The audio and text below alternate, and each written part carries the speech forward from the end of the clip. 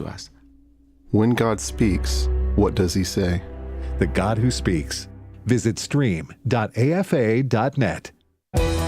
This is American Family Radio, a listener-supported ministry of the American Family Association.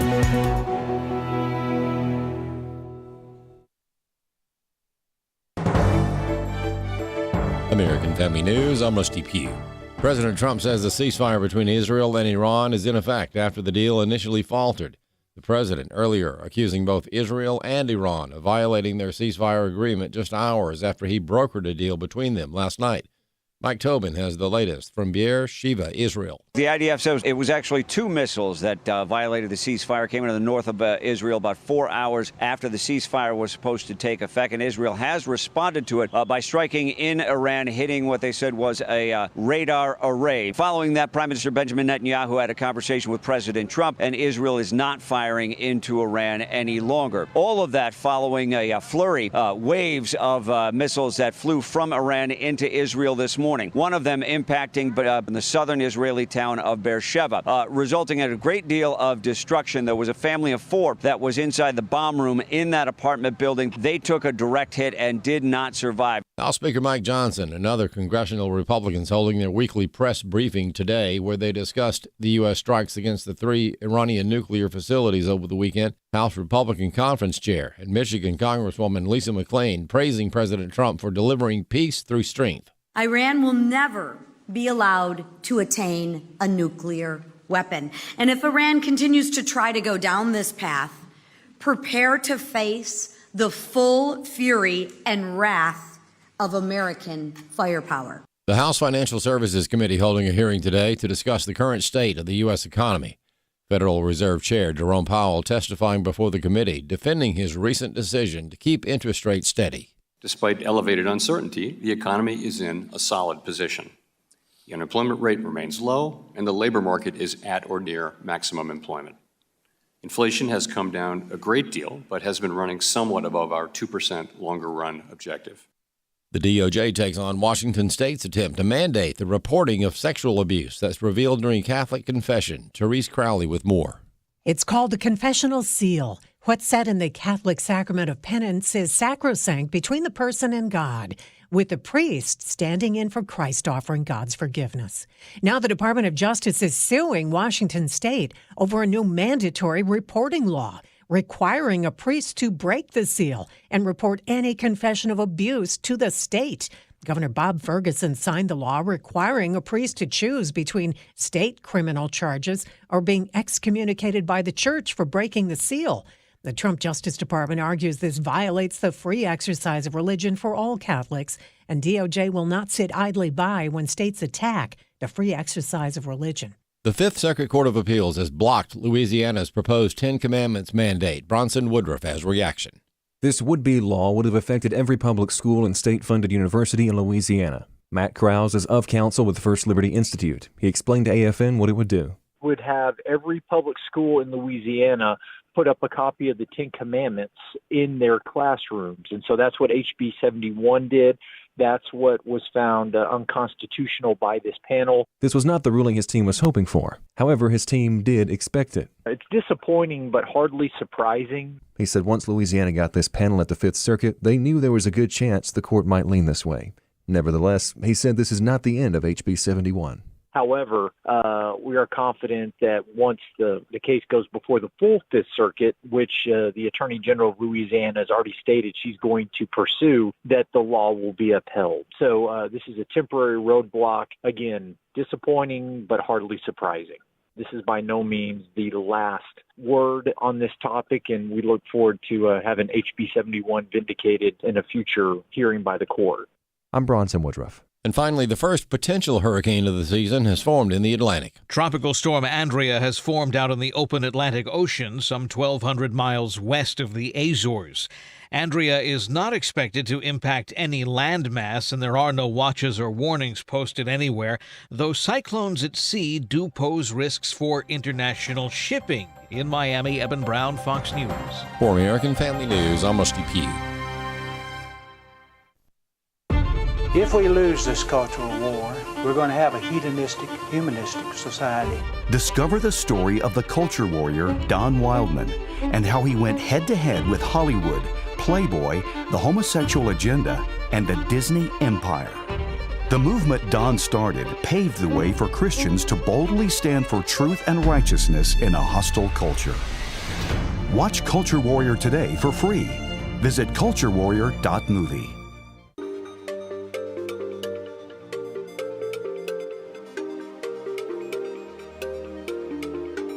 We inform. Religious freedom is about people of faith being able to live out their faith, live out their convictions, no matter where they are. We equip. Sacred honor is the courage to speak truth, to live out your free speech.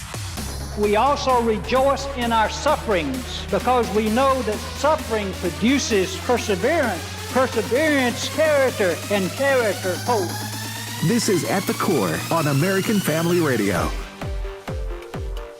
Welcome back to Core with Walker Wildmon and Rick Green. I'm Rick Green, America's Constitution coach. 2 days in a row. So if that's not enough for you, tomorrow as well, and Thursday, 4 days in a row. The world is never going to be the same.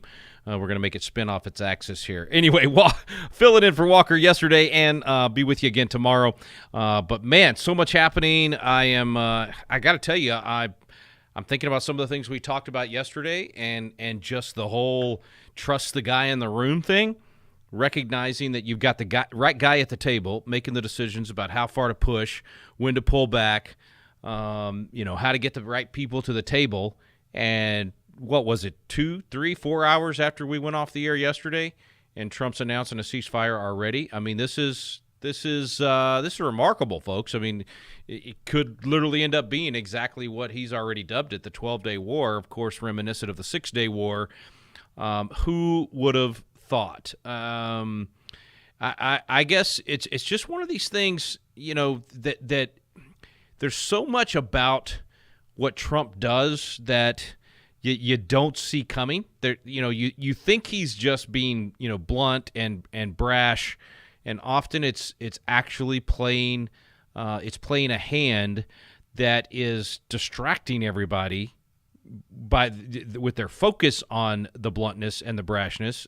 And then you find out he's, working on all these things on the side. So anyway, I said last night after a lot of these announcements, I'm like, look, there's not going to be – my biblical perspective tells me that there won't be true peace, lasting peace in the Middle East.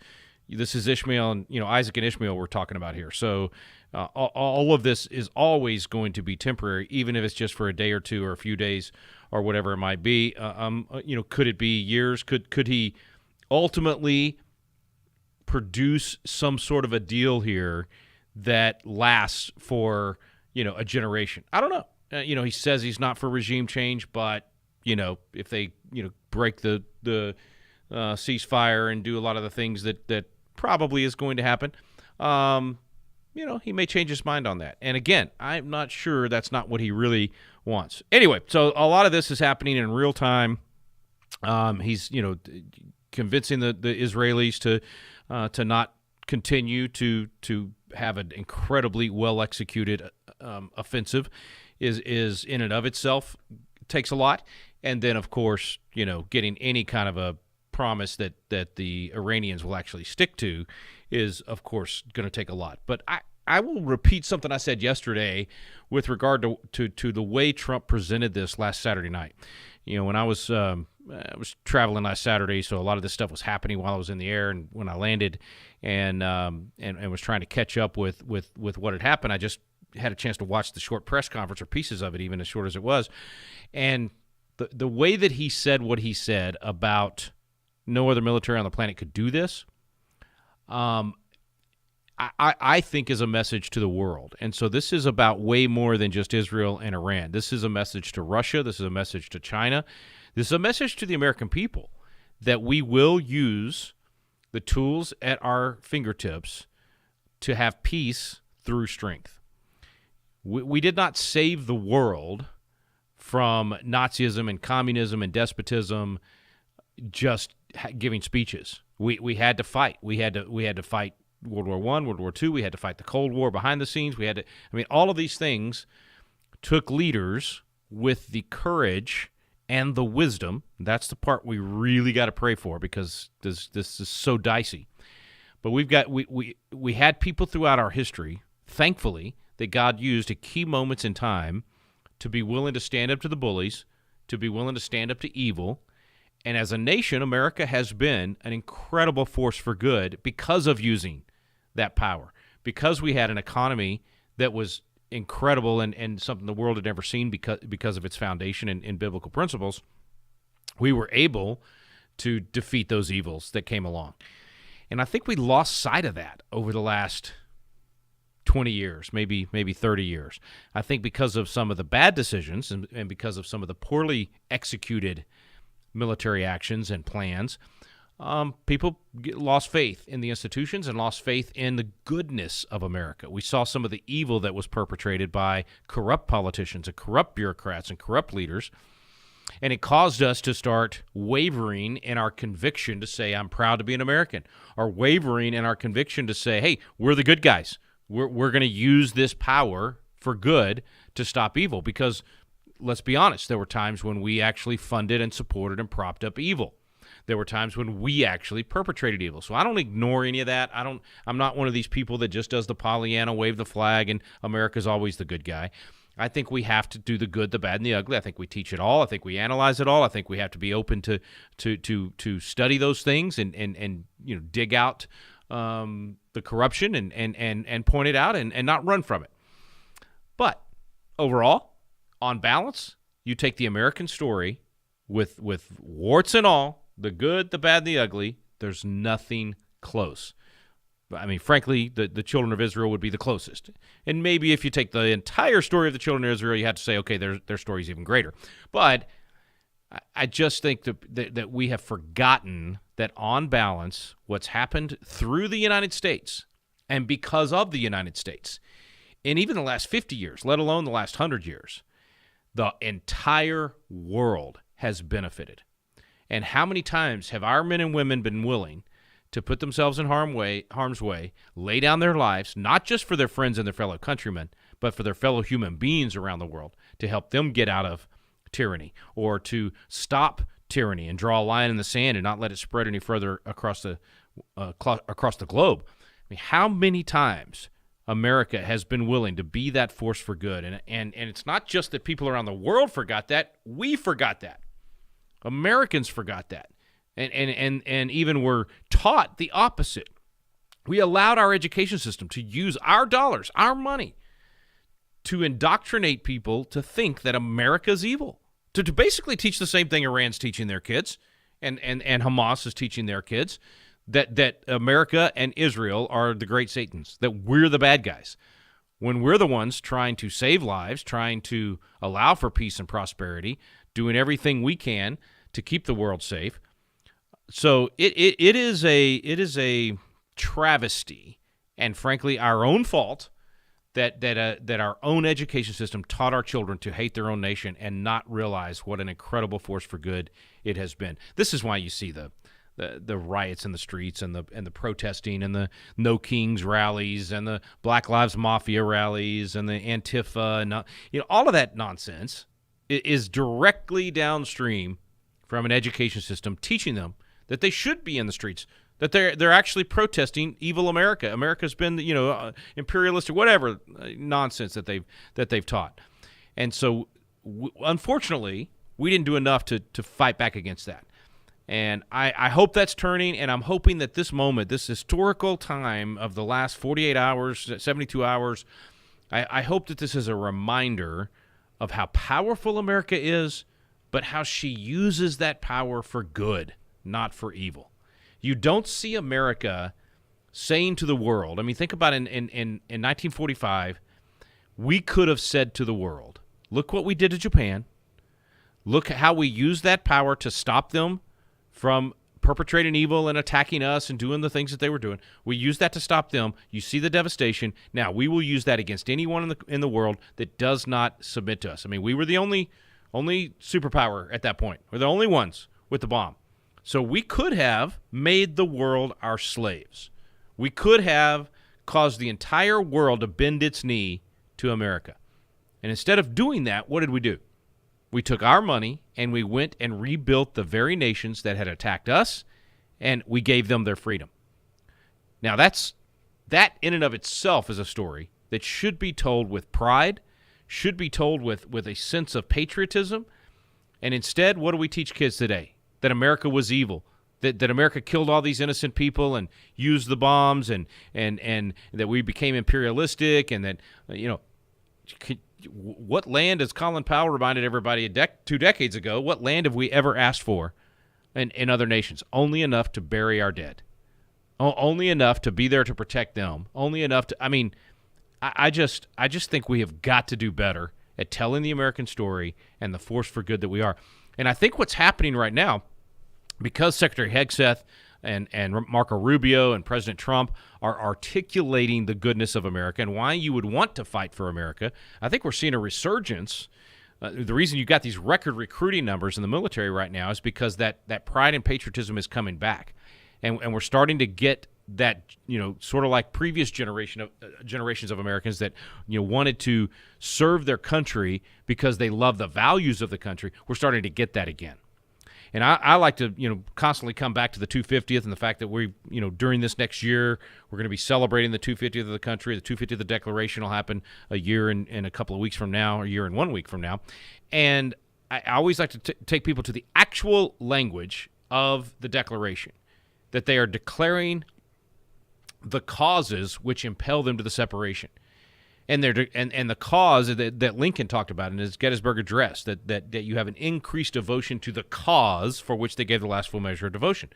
Well, if we teach the causes that caused us to separate from England in the first place, the cause that people are willing to die for, it's essentially summed up with American exceptionalism. It's essentially summed up with, we hold these truths that we believe in right and wrong.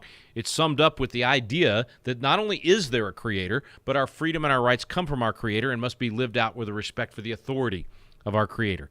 It's summed up with the idea that we get to give or refuse our consent to government. Government doesn't tell us what to do. We tell government what to do. That's the whole idea of that, to secure these rights, governments are instituted among men, deriving their just powers from the consent of the governed. And if we teach those things and we remind people that that's what America's about, that's the cause that so many have been willing to die for, it will inspire another generation to be willing to do that. And I don't, this is not a nice way to say this, a nation doesn't survive if its young men are not willing to die for it, not willing to die for its values, not willing to lay down their lives so that others can enjoy that, so that their children and grandchildren, their posterity, can have that freedom. And we came dangerously close to reaching a place in America where our young men, certainly the good ones, were not willing to sign up and go serve. And instead, all we were getting were the ones that were getting the free education or getting the whatever. And that would have ended disastrously, because then you end up with the top brass being like that eventually, and you end up with the philosophy of that power now being all about what can I get for myself. And so if you take the power that you just saw used by the American people over the last 72 hours, if you take that power and you put that in the hands of people that are self-interested, that are now going to put self above country, which is essentially what you had with the Biden administration, when you put that kind of power in those hands, you can expect absolute chaos. And had we stayed down that course, stayed down that on that path and continued to go down that course, we would have ended up being worse than the communists and the people of the last 100 years that killed 100 million people. It would have been worse because of the level of power that we had. So if the communists had won, if Marxism had taken over our country, can you imagine that power in those hands? But thankfully, thank you, Lord, that you gave us a reprieve, that you turned this nation back over to people that understand the greatness of America is because of the goodness of America. It's because of the value system. It's because of the biblical foundations of our country. And so as a result of that, you have leaders that are willing to turn around and use that power for good. Use that power to stop an evil leadership like they have in Iran from getting a hold of a nuclear weapon. That's the real lesson here. I mean, we can debate a lot of different things. Yesterday we talked about the constitutionality of this and the historical precedent for this and whether it's the right or wrong thing and trust the guy in the room, and none of us want to end up in World War III or drug into a 20-year deal. Well, all those people that were saying this was going to be World War III and a 20-year quagmire and all that, I mean, what do you say to 72 hours and a ceasefire and potentially a peace deal. We'll see where it all goes, but man, I'm impressed. I mean, I'm not impressed easily, folks. I'm impressed. I'm wondering if you are. Quick break. 888-589-8840 is the phone number. 888-589-8840. I'm Rick Green. You're listening to At the Core.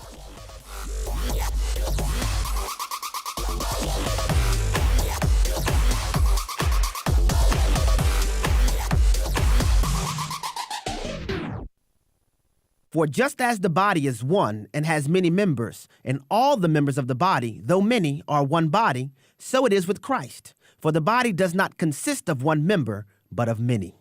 My name is Abraham Hamilton III, and this is the Hamilton Minute. Look briefly at one of your fingers. You've just witnessed one of the greatest displays of God's creative intent there is. No other person in all the world, even an identical twin, shares your fingerprint. God specifically designed each of us to be unique. That means we shouldn't try to carbon copy anyone else in the Christian faith. If God made you an arm in his body or a kneecap, praise be to our glorious God for drawing us to become a part of his body. How freeing it is to realize that we were never meant to copy anyone but Jesus.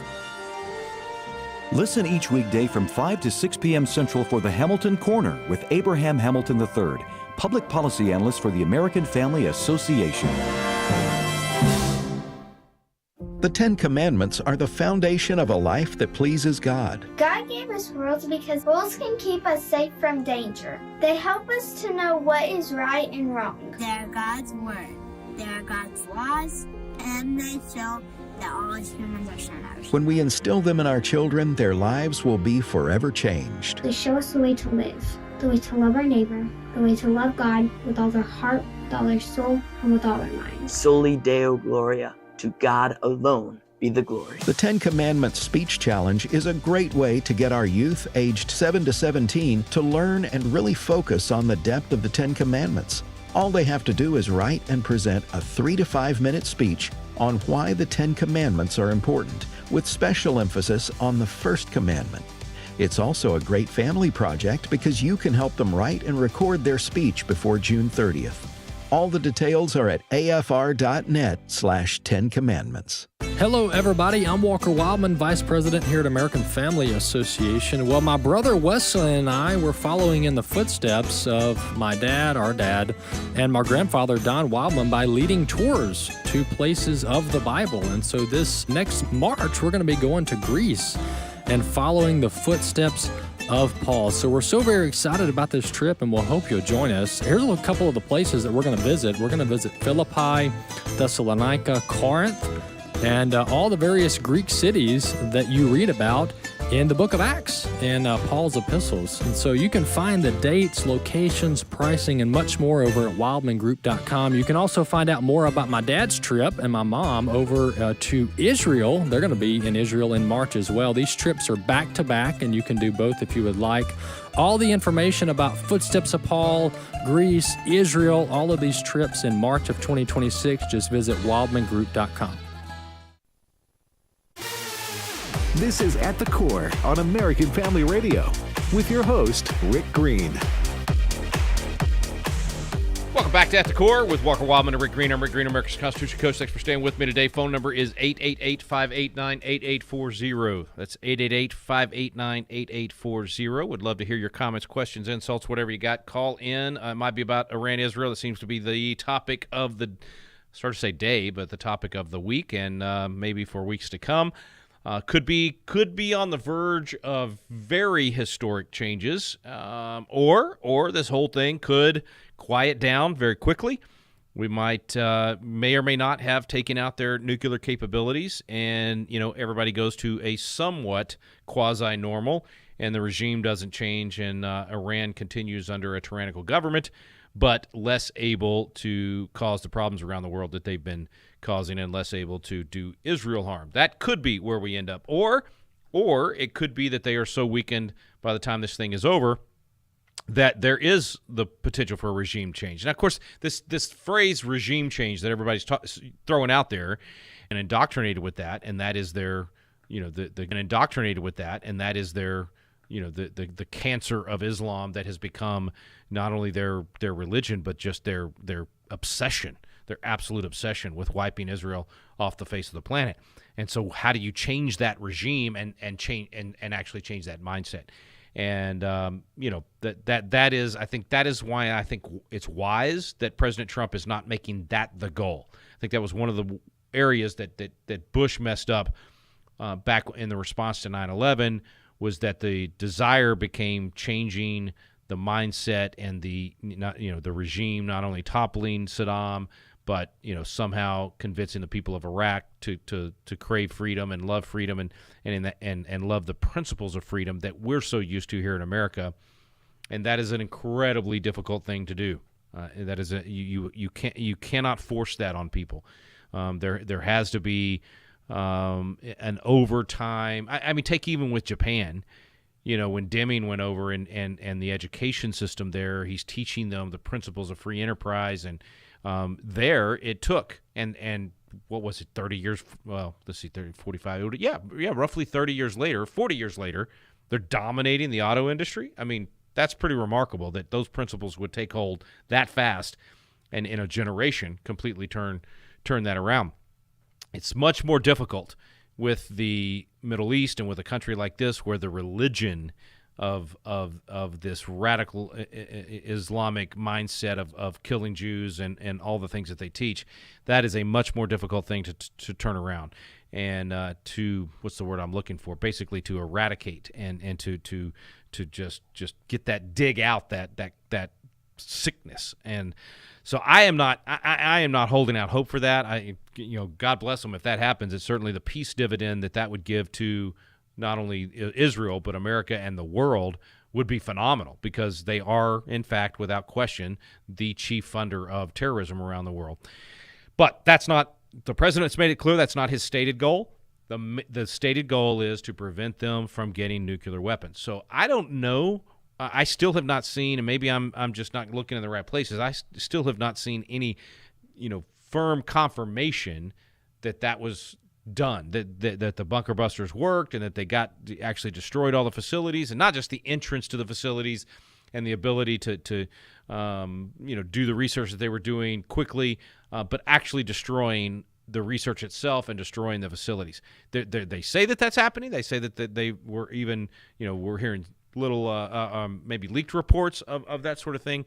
But I just want to say, if that's true, if they get to that point, if they actually set them back 2, 3, 4, 5 years, maybe even a decade, that would be mission success for sure.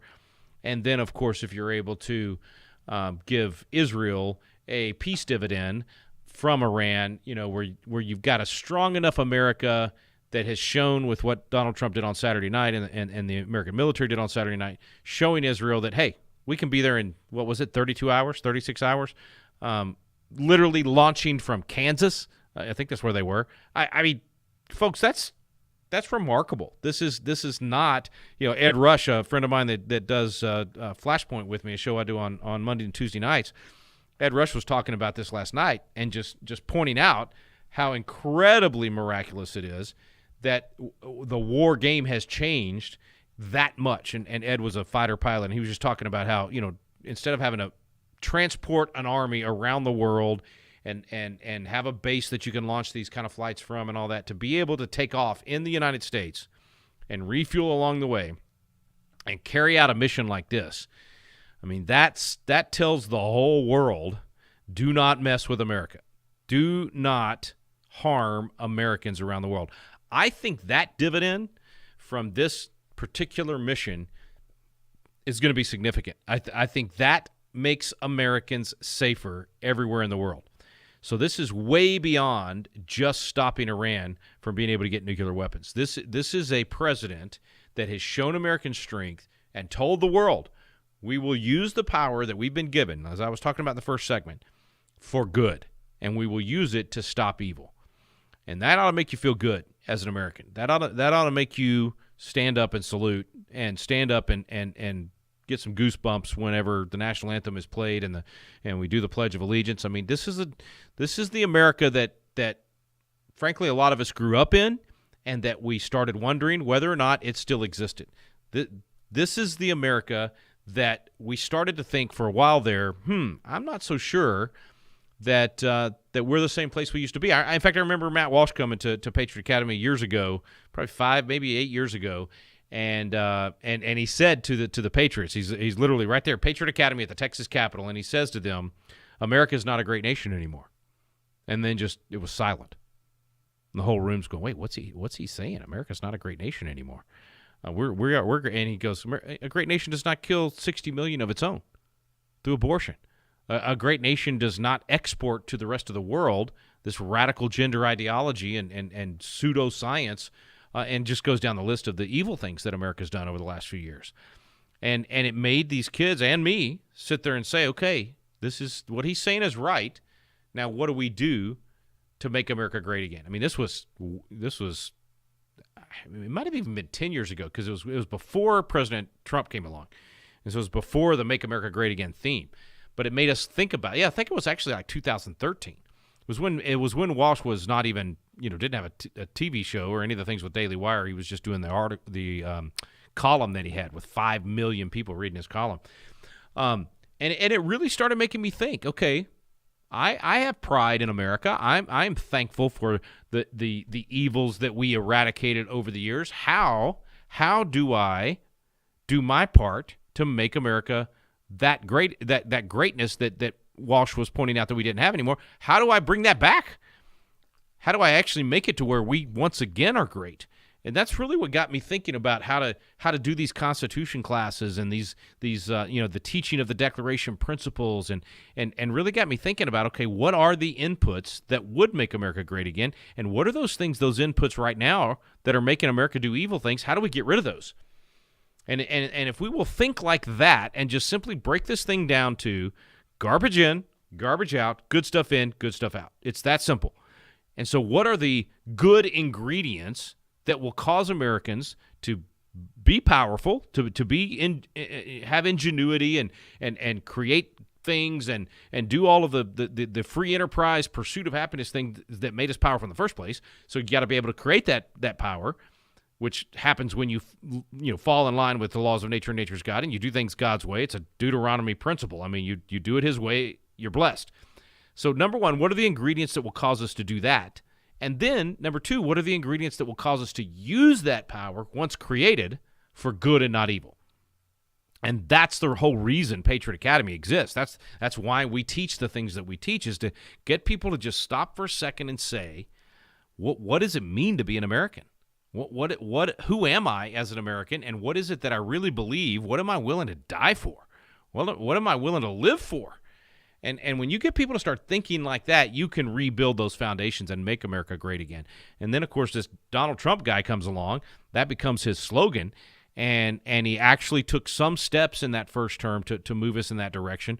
But then, of course, as we all know, the story became even more powerful because of all of the attacks on him and the assassination attempt and all those things made him come into this term with a vengeance for liberty and a vengeance for justice and a desire to truly make America great again and bring about, once again, all of these things that we used to truly believe in and that I was raised to want to fight for.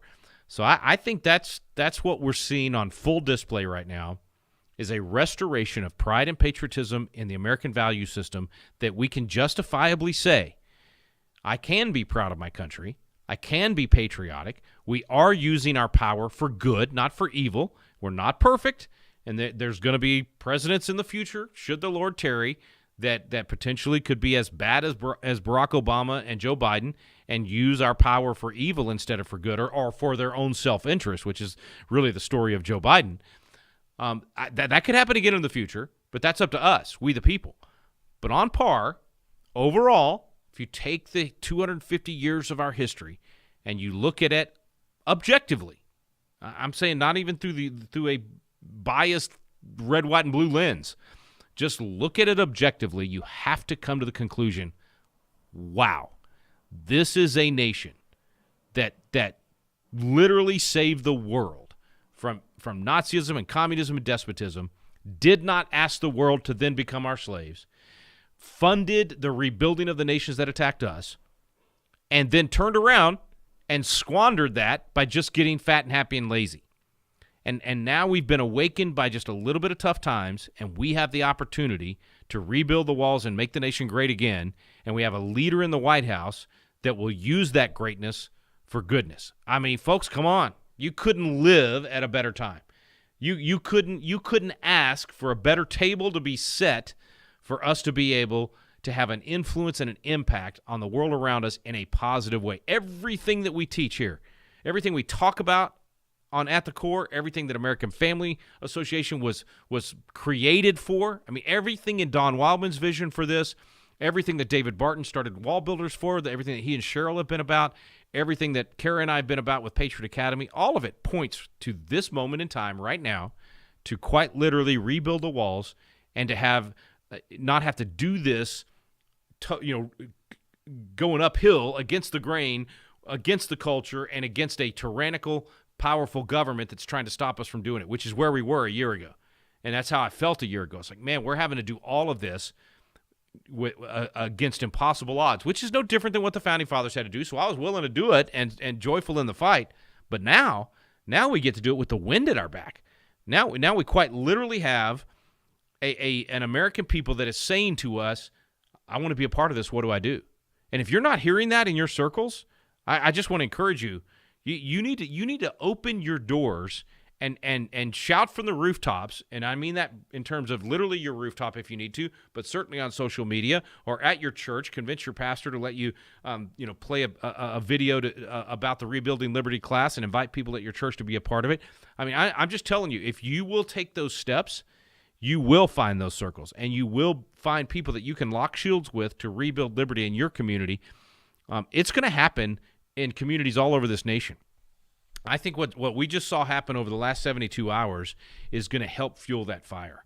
I think people are going to start saying, okay, this is a different animal. What can I do to be a part of the solution? What can I do to rebuild liberty in my neighborhood, in my community? I don't want to just watch this train go by, and I don't want the party to happen without me. And I'm telling you, if you're listening to my voice right now, I'm challenging you. I'm begging you, get in the fight. And what I mean by that is become a bricklayer. Be a part of rebuilding the walls in America. Take advantage of this amazing, amazing moment that we've been given, this inflection point in history.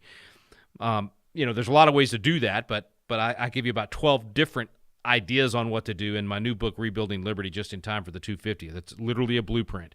So go to patriotacademy.com today, and you can pre-order the book. It's not out yet, but it will be in a few weeks. And most importantly, sign up for our national class. I have failed to mention that on the program. We're going to do a Monday night national class of Rebuilding Liberty just in time for the 250. This is a 4-week class. It's going to be Mondays at 7:30, I believe it is.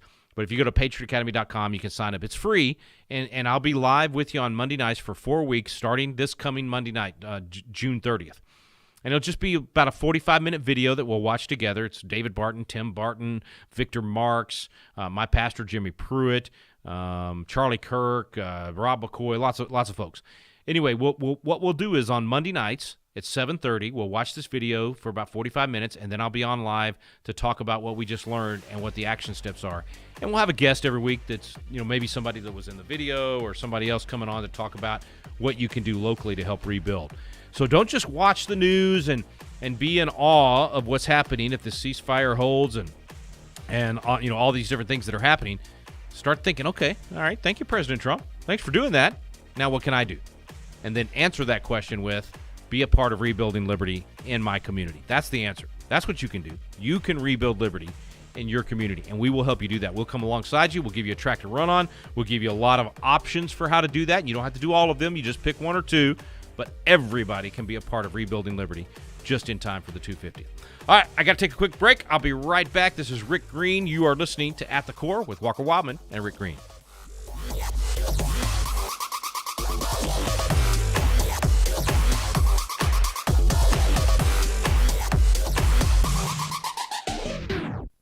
Hello, my name is Andy Miller, and I'm the president of Wesley Biblical Seminary based in Ridgeland, Mississippi. We are developing trusted leaders for faithful churches, and we do that based in the authority of Scripture and in the reality that Christians can be transformed. We do that also through bachelor's, master's, and doctoral degrees. We'd love for you to learn more about Wesley Biblical Seminary at wbs.edu, where we're developing trusted leaders for faithful churches. The loss of a child through abortion, miscarriage, or stillbirth affects the emotional health of families. Feelings of anger, sadness, and regret can be overwhelming. There is hope and healing in the aftermath of a reproductive loss. Call the International Helpline at 866-482-LIFE to talk with someone who has been where you are and healed to help others. Your call is confidential. 866-482-LIFE. You could be a part of our first ever weekend with AFA, Thursday, October 2nd through Saturday, October 4th in Tupelo, Mississippi. Our Weekend with AFA event in October is going to be a chance to meet AFA supporters in person. We'll have tours, fellowship, special speakers, and more. I'll do some stand-up comedy, Abe will do some preaching, and I'm really excited about it. It's a Weekend with AFA, Thursday, October 2nd through Saturday, October 4th in Tupelo, Mississippi. Speakers will include Abraham Hamilton III, Jenna Ellis, Tim Barton, Tim Wildmon, and more. I am thoroughly looking forward to our Weekend with AFA coming up in October, where we're going to be able to meet our supporters like yourself, the fellowship, to visit our facilities here in Tupelo, and to have everyone come together for a wonderful weekend. That's October 2nd through 4th. It's a Weekend with AFA, and we hope you can join us. Register at afa.net/weekend. That's afa.net/weekend. I'm Rick Scarborough, and this is my take. We're in a spiritual battle for the soul of America, perhaps like never before in our history. And make no mistake, Satan will not surrender the territory he has gained over the several past decades. This battle will continue until Jesus comes. With recent changes in Washington and the replacement of several liberal judges on the Supreme Court, I believe God has opened the door for a spiritual revival in this nation, and we must carefully walk through it. To make this happen, the emphasis and leadership must come from pastors within their churches and communities. The primary mission of the church must always be to preach the gospel and the saving grace of Jesus Christ. However, the body of Christ must also actively engage to address the ungodly issues that are destroying families and threatening the fundamental freedoms granted by the Constitution. Get involved. Now more than ever, people of faith must stand up, speak up, and refuse to give up. I'm Rick Scarborough, and that's my take.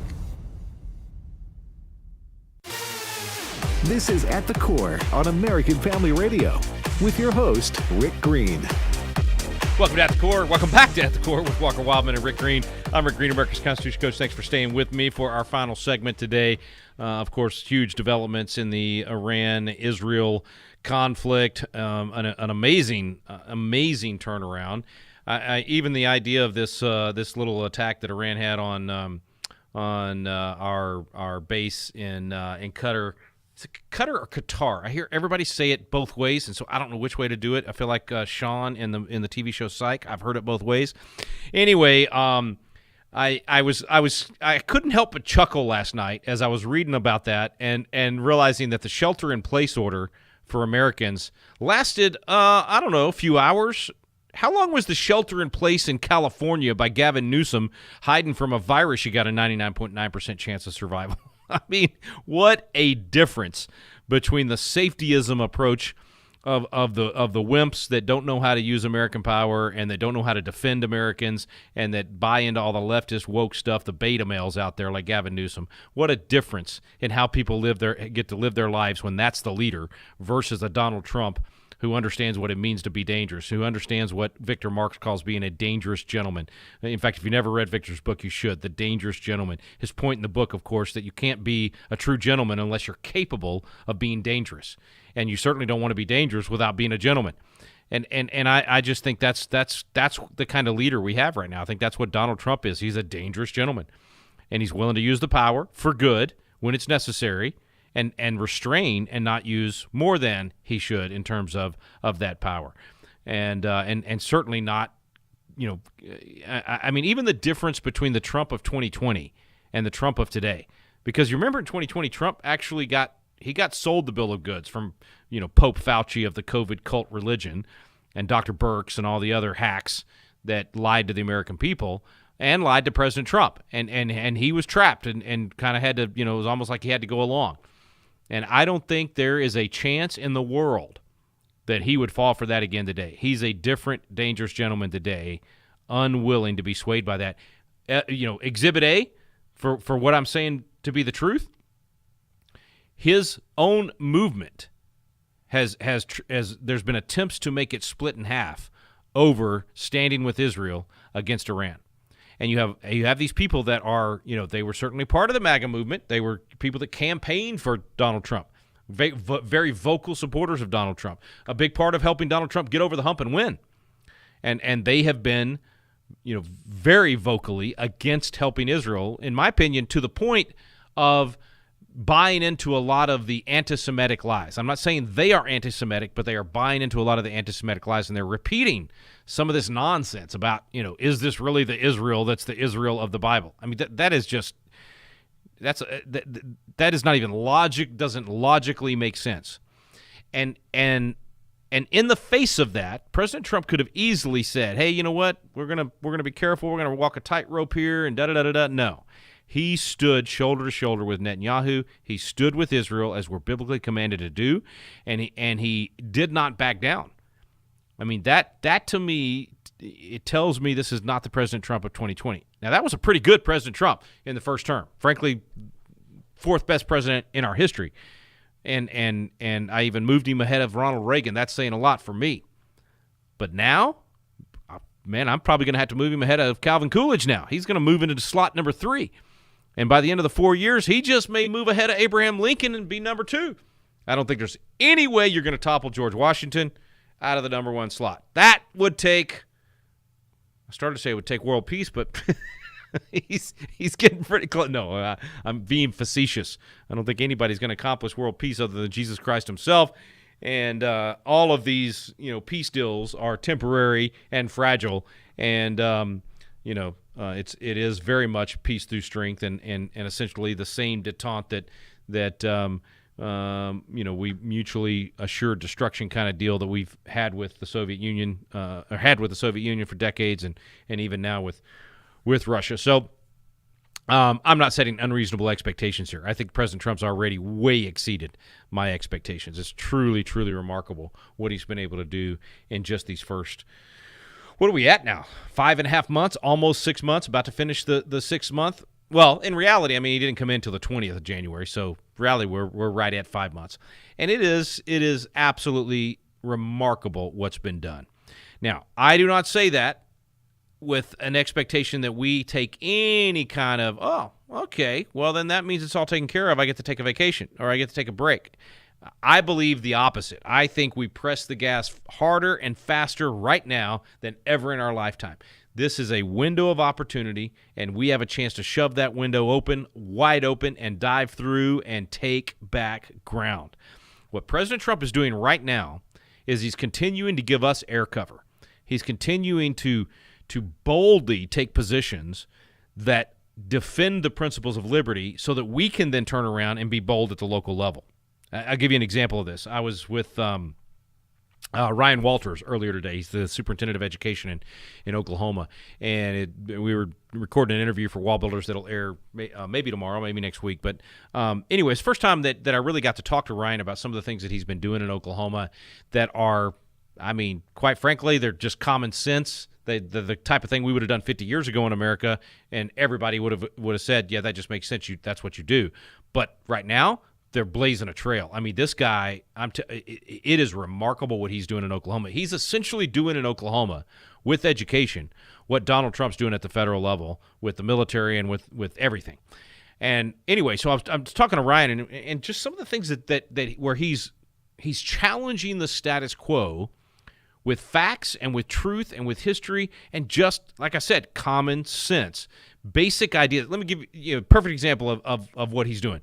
25 years ago when I was in the legislature, I had a mantra about stop treating teachers like assembly line workers. Don't pay the best teacher in the school the same as what you're paying the worst teacher in the school. You ought to have merit pay so that there's an incentive to do better, not this socialism that we've been doing. And the teacher union's got all these contracts done where the teachers are all paid the same. There's no merit pay. It doesn't matter if you do a great job or not. And Ryan has challenged that in Oklahoma and absolutely flipped it on its head, and they're paying teachers, really good teachers are making tremendous amounts of money because it's merit pay, and it allows you to get rid of the bad teachers. And then the other thing he's challenging, simple stuff, like if a kid assaults a teacher, you don't put the kid back in the classroom where the kid's now going to run the classroom. And I was saying exactly what I just said 25 years ago. And it would fall on deaf ears in the education establishment. Ryan Walters is absolutely turning the education establishment upside down in Oklahoma, getting the Bible back in the classroom, teaching the right principles. He just had an op-ed on FoxNews.com. He's actually distributed to the schools guidelines on how to handle the teaching of this Israel and Iranian conflict. In other words, he's preventing the anti-Semitic woke left that the teacher unions train, most of the teachers, unfortunately. He's preventing them from indoctrinating the kids with this anti-Semitic rhetoric. That is bold for him to do that, to actually step into the fray on hot topics like that and say, you know what, current events should be addressed in the schools, and it ought to be addressed from a pro-America, pro-American values perspective. I'm telling you, that kind of boldness at the state level is hard to find. In fact, his greatest opposition is from fellow Republicans that are weak-kneed, spineless, what I say about some of the preachers in America, they're evangelifish. Those wimpy Republicans are the ones trying to stop Ryan from doing these really positive things in Oklahoma. But I use that example. The reason I went down that path is because when we think about what President Trump's doing right now at the federal level, and we see these big, bold moves that he's making, obviously not getting everything we want. Please don't make perfect the enemy of good, but lots of really good stuff. We see that happening. We can either sit back and just cheer, hey, way to go, President Trump, and then sit on our couch or, armchair quarterback on Monday morning like I did yesterday. But we could do that, or we could say, wow, look at what he's doing at the federal level. What can I do at the local level? How do I emulate that, at least within my sphere, within my realm of influence? Maybe it's just in your own household, with your own family, with your own church, being more bold, being more of a servant leader, looking for ways to use what God's given you for good and not waste the talent of money and freedom and all of those things. Ryan Walters is doing that in Oklahoma. He's making the most of the moment. He's seizing the day and taking ground back. That's what we've got to do all over the country. I see the opposition being the wimpy Republicans that don't want to take ground that quickly. I'm watching that happen in Texas. We're just duking it out between Republicans on how fast to go and how much ground to take back and whether or not to give Democrats power or share power with them. It totally holds up the revolution of liberty that could be experienced. And so when I say all those things, what I'm trying to do is convince you as an individual, as a patriot yourself, as a person that wants to make a difference. I'm trying to convince you to pick up the torch, to say, what can I do in my local area? And I say it out here all the time. I know I sound like a broken record, but you need to be a Constitution coach. You need to be a host of these classes that we're doing. And this new one that we've got coming out, Rebuilding Liberty, it's a game changer. This is a simple 4-week class. It's less than an hour each week. Anybody out there can do this, can host one of these classes. And I guarantee you 100% money-back guarantee. The course is free, so I can say that, but I would say it anyway if we were charging. But 100% guaranteed that when you host one of these classes, you are going to be inspired. You're going to get excited. You're going to learn things that are just going to blow your mind. You're going to be given action steps to take at the local level, and you're going to be empowered by the fact that you can make a difference. And the people that you bring into the fold, whether it's just one other couple you invite over to your home or it's you get 50 people at your church, however you want to do it, the people that you bring into your circle to go through this class, you're going to make friends, you're going to bond, you're going to become close with them. They're going to be your fellow patriots that then go do these positive things in the community. You say, well, Rick, give me, what do you mean positive things in the community? What are you talking about? I'm talking about restoring a God consciousness. I'm talking about restoring civic literacy. In other words, solving the civic ignorance problem that got us here in the first place. Getting people to understand what it means to be a biblical citizen. How do I follow God's commands about how to treat my neighbor the way that I want to be treated, and do that under our constitutional republic? You're going to learn those things. You're going to learn how to restore that God consciousness by getting In God We Trust, the national motto, on the dais of every school board, city council, county commissioner, all of the government entities in your county, in your community. You're going to get the 10 Commandments back into the schools, back at the courthouse, back in at these government places. You're going to get chaplains in schools. You're going to get the Bible curriculum back in schools. I mean, all of these action steps restore a God consciousness and restore religious liberty and restore civic literacy. Those are the things that will absolutely turn this around. And then there's some big action steps. Those are all actually pretty small. I promise you, when you take the class and you open up that workbook and you see what it takes to do some of those things I just mentioned, you're going to be shocked at how easy it is to get done. And you don't have to do all of them, but get other people in the class to take on some of those projects. And then there's some bigger things like restoring parental rights, getting states to adopt a parental rights amendment, potentially adopting a parental rights amendment to the U.S. Constitution to get back to, the founders didn't need an amendment. They understood it's the parent that should decide these health decisions, education decisions, all this. Man, we've let the left take over the education and entertainment so much so that we've now got to have an amendment to the Constitution protecting parental rights. We got to restore property rights. We got to get back to the place where when you own the property, you make the decisions. We got to restore limited government. We got to get government back in its box where it's only doing the things that only government can do and only doing the things that we've authorized government to do, that we the people have said they can do. So there's a lot of those steps they're big, and they'll take a lot of effort from a lot of people from across the country. But then there's a lot of those steps that are simple and easy, and you can do one of those steps.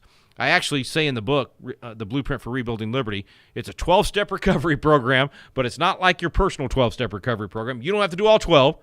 You just pick one or two and let somebody else do some of the other ones. And together, we can rebuild liberty. Together, we can take these bricks that made America strong in the first place, truths, the Creator being in the equation, pursuit of happiness, consent of the governed, blind equal justice, all these things, these bricks that the foundation and the walls of America were built with, we can rebuild those things, especially if we have the right mindset, which is that dangerous gentleman kind of mindset. And you can be the one to do it right there by your home. And that's the Nehemiah model anyway, right? We're supposed to rebuild by our house. We're supposed to have our sword and our trowel and go out there and do the work. No matter what you do normally for a living or in career or any of those things, are you a citizen of the United States? Then you have a role to play. Do you have rights under the Constitution? Then you have responsibilities under the Constitution. Every single one of us has a duty and responsibility to be a part of the solution. Go to patriotacademy.com today, get signed up as a Constitution host or coach, and get ready to host your own Rebuilding Liberty course. Now, you can kind of follow along with me for the first Rebuilding Liberty course, which will start this coming Monday night. So Monday nights at 7:30, join me online for the Rebuilding Liberty course, and then host your own in your community. Find out more at patriotacademy.com. Again, Rebuilding Liberty just in time for America's 250th. Folks, we got barely 370 days. 370 days to rebuild the walls, rebuild liberty. Help me do it. Go to patriotacademy.com. I'm Rick Green, America's Constitution Coach. You've been listening to At the Core with Walker Wildmon and Rick Green.